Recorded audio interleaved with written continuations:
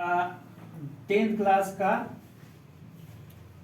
जो social science है, उस सोशल साइंस में एक सब्जेक्ट है जिसका नाम है संसाधन एवं उपयोग। यानी संसाधन जो हमको सुविधा देता है और इसका उपयोग हम कैसे करते हैं, ये चीज पढ़ना है जो इकाई 4 में दिया हुआ है। ठीक है, तो इसके संसाधन और उपयोग में हम संसाधन के रूप में हम परिवहन, संचार एवं व्यापार, इसको हम संसाधन के रूप में पढ़ेंगे। ठीक है, इनको संसाधन यानी जो परिवहन है वो भी हमको सुविधा देता है। संचार मतलब कम्युनिकेशन, कम्युनिकेशन मतलब इससे मोबाइल, टीवी, इस तरह से जो भी मीडिया, मास मीडिया है या इलेक्ट्रॉनिक मीडिया है, वो संचार का माध्यम। संचार का मतलब एक मैसेज दूसरे मैसेज, एक जगह से दूसरे जगह तक मैसेज का प्रसार हो, उसको क्या कहते हैं? संचार। है बात समझ में? संचार। व्यापार क्या कहता है? एक जगह से सामान खरीद करके दूसरे जगह ले जाकर बेचना, दूसरे जगह खरीद के लाकर तीसरे जगह बेचना, मतलब सामान को एक जगह से दूसरे जगह खरीद फरोख्त करना, क्या हो गया? व्यापार हो गया। ठीक है, अब इस व्यापार, ये तीनों देखिएगा, तीनों एक दूसरे से लिंक है और तीनों चीजों में आप देखिएगा ये जोड़ने का काम करता है, कनेक्ट करता है। ठीक है, ये कनेक्ट करता है, तीनों एक दूसरे से, और तीनों एक दूसरे से रिलेटेड है। ठीक है, तो संचार, तो सबसे पहले एक बाय एक हम बात करेंगे। सिर्फ पहला टॉपिक जो परिवहन है, इस परिवहन में कौन कौन सी चीजें हैं?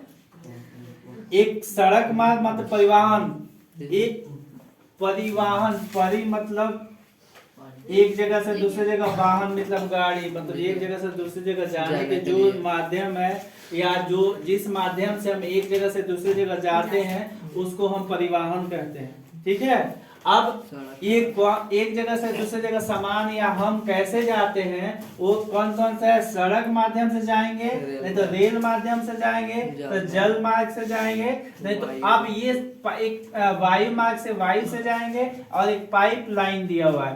पाइप लाइन का मतलब ये हुआ, हम तो नहीं जाएंगे, लेकिन आज के मॉडर्न जमाना में बहुत ऐसे चीजें हैं जो पाइप लाइन से एक जगह से दूसरे जगह चीजों को, वस्तुओं को ट्रांसफर किया जाता है, माइग्रेट किया। जैसे गैस पाइपलाइन, गैस पाइपलाइन, अभी ईरान और भारत के बीच कुछ दिन पहले एक समझौता हुआ था गैस पाइपलाइन से। तो गैस पाइपलाइन यानी पाइप के थ्रू एक जगह से दूसरे जगह गैस ले जाना, पाइप लगा दिया जाएगा और पाइप से एक जगह से दूसरे जगह ले जाना। इसके अलावा गैस के साथ साथ और भी चीजें ले जा सकते हैं। पानी पाइपलाइन बना सकते हैं, पानी, वाटर के, बहुत जगह पानी की कमी है, बहुत जगह पानी एक्सेस है, तो इस सिचुएशन में हम पाइप लगाकर एक जगह से दूसरे जगह पाइपलाइन के थ्रू ये चीजें ले जा सकते हैं। तो ये पाइपलाइन के हिसाब से परिवहन या ये वस्तुएं एक जगह से दूसरे जगह भेजा जा सकता है। तो ये तुम्हारा हो गया परिवहन के साधन। ठीक है, तो एक्चुअल में हम मुख्य रूप से परिवहन को हम 3 भागों में बांटते हैं मुख्य रूप से। एक वायु मार्ग, एक क्या हो गया? हाँ, वायु स्थल और दूसरा जल, स्थल और जल। तो ये वायु मार्ग से भी हम एक जगह से दूसरे जगह जाते हैं या सामान जाता है, स्थल मार्ग से सड़कों से जाता है और जल मार्ग से भी जाता है। तो आज के जमाने में ज्यादातर, पहले के टाइम में इंटरनेशनल जो ट्रेड होता, इंटरनेशनल व्यापार होता था, वो व्यापार क्या होता था?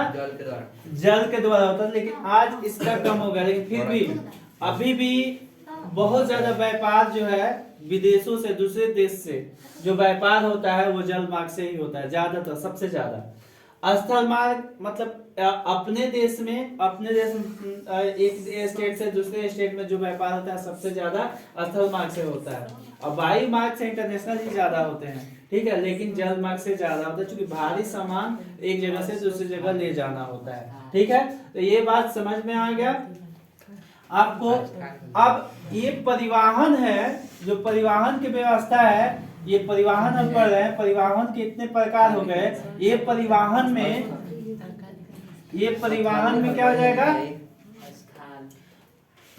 परिवहन में आपका ये जब इसको आप जान गए तो इसमें क्या मालूम चाहिए, ये एक दूसरे से लिंक है ना परिवहन, इसको समझ गए तो ये समझ में आ गया, ठीक है। अब हम एक एक करके इसके बारे में हम देखिएगा। भारत के जो सड़कें हैं, जो जितने भी सड़क, चलिए हाँ ठीक है, ये हो गया। अब इसमें सड़क मार्ग दो तरह के होते हैं, एक तो होता है बिहार सरकार का, एक मतलब स्टेट का, हर स्टेट का अपना सड़क है जो स्टेट बनाएगी और उसको जो चाहे वो करेगी डेवलपमेंट के लिए। तो वो अपने जिला, एक जिला से दूसरे जिला जाने के लिए वो कनेक्ट करता है। एक होता है NH, ठीक है। तो भारत में बहुत सारे NH है, तो ये कनेक्ट भारत सरकार के ये प्रॉपर्टी है, भारत सरकार इसको बनाएगी, मैनेज करेगी, सारा चीज करेगी। तो भारत सरकार ये पूरे ऑल इंडिया को कनेक्ट करता है, ठीक है। तो जितने NH है वो एक स्टेट से दूसरे स्टेट में व्यापार करने के लिए ये सुविधा प्रदान करता है, ठीक है। कोई NH है जो तुम्हारा इंटरनेशनल से भी कनेक्ट करते हैं, ठीक है। रेल मार्ग भी व्यापार का एक बहुत बड़ा परिवहन का, ये भारत के, हम तो यही कहेंगे भारत के परिवहन में सबसे ज्यादा जो सहयोग है वो रेल मार्ग का है। ये सबसे ज्यादा रेल मार्ग का है। इस रेल मार्ग से ही माल के साथ साथ इंसान भी बहुत ज्यादा एक जगह से दूसरी जगह जाते हैं, ठीक है। तो ये रेल मार्ग भारत में टोटल हम 16 रेल जोन है, इसका भी 16 रेल जोन। जैसे आप देखिएगा रेलवे पर लिखा रहता है WR, वेस्ट रेलवे, ठीक है। WSR, कहीं लिखा रहा है MR। इस तरह से जो ये जोन का नाम है, जितने भी है ये जोन का नाम है, यानी waste railway, south railway, north railway, western eastern railway, और भी बहुत तरह के जितने भी इस तरह से 16 को रेल जोन है। उन रेल जोनों को क्या किया गया है, उन रेल जोनों को एक हेड क्वार्टर बनाया गया है। हर स्टेट में अच्छे जगह पे उसके हेड क्वार्टर बना करके वहां पे उसको मुख्यालय है हर जगह पे। जैसे हाजीपुर है, बिहार में एक रेल जोन का हाजीपुर है, और गोरखपुर भी है। इस तरह से इसकी एरिया बढ़ गया है, उसका हेड क्वार्टर है, उसकी कंट्रोलिंग हर चीज वहीं से होता है, ठीक है। तो ये 16 जोनों में पूरा भारत के रेलवे बटा हुआ है, ठीक है। जल मार्ग, भारत में जितने भी बड़ी बड़ी नदियां हैं, बहुत सारी नदियां हैं, उनके थ्रू जलों से एक जगह से दूसरी जगह आदमी भी जाते हैं और व्यापार भी होता है। वायु मार्ग भी बहुत ज्यादा, एयरपोर्ट है, एयरपोर्ट मैनेजमेंट, उस एयरपोर्ट भारत में एक इंटरनेशनल, डोमेस्टिक इस तरह से है, घरेलू और अंतर्राष्ट्रीय।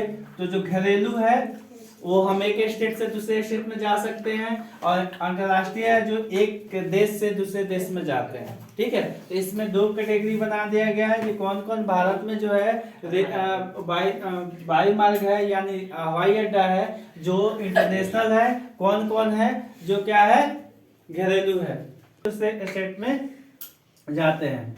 अब पाइपलाइन में तो वही सिर्फ व्यापारी होता है, समझा दिया गया। इस तरह से हम ज्यादातर अब इसको मैप के थ्रू हम देखेंगे कि ये कौन कितना ये सड़क है, कहां से कहां तक फैला हुआ देख सकते हैं।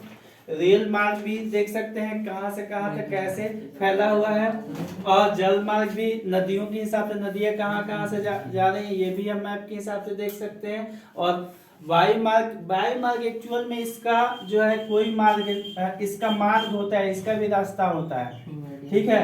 ये भी बिना रास्ता के नहीं जाती है लेकिन ऐसा नहीं है जिसके रास्ता के लिए कुछ माध्यम चाहिए, लेकिन फिक्स है जो अगर एयरपोर्ट पटना हवाई अड्डा से अगर जो दिल्ली जा रही है हवाई अड्डा पे वो इसी रास्ता से जाएगी तो, और नहीं तो ये ऐसे जाएगी तो ऐसे, मतलब फिक्स है जो किस रास्ता जाएगी, जिस रास्ता से फिक्स है उसी रास्ता से जाएगी, उससे इधर उधर नहीं होती। इसीलिए क्योंकि उसकी रास्ता अगर फिक्स नहीं होगा तो वो जब पायलट जिधर चाहे उधर घुमा सकते हैं, एक्सीडेंट होते हैं। तो ये पहले फिक्स कर दिया जाता है जब वायु मार्ग जो है, जो एरोप्लेन उड़ रही है, उड़ने से पहले कहाँ किस एंगल से और किस रास्ते से किस एंगल पर जाएगी, हाइट कितना रहेगा, सारा चीज फिक्स रहता है। तो यानी उसकी भी रास्ता फिक्स होता है कहाँ से कहाँ तक जाना है।